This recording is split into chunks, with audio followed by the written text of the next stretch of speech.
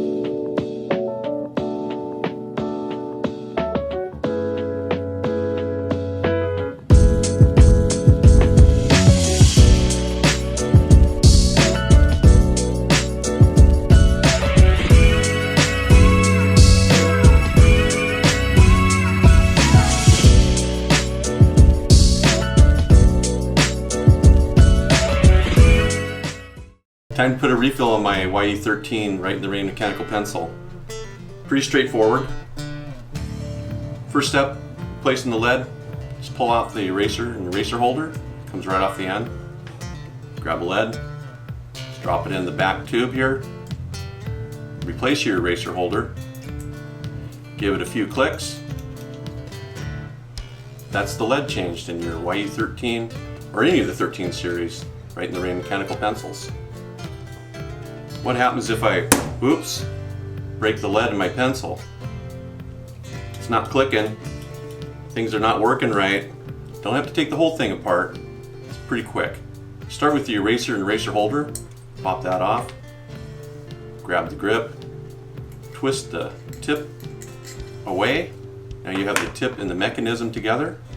Grab the brass of the mechanism and unscrew that from the tip. Try to clear out the lead. If the lead doesn't come right out, it's a pretty good trick. Pretty high-tech one. Paper clip. Put it through the tip, clear that out, make sure there's no debris inside. We'll thread this mechanism back into the tip. Back into the barrel. Screw it on securely. Replace your eraser and eraser holder.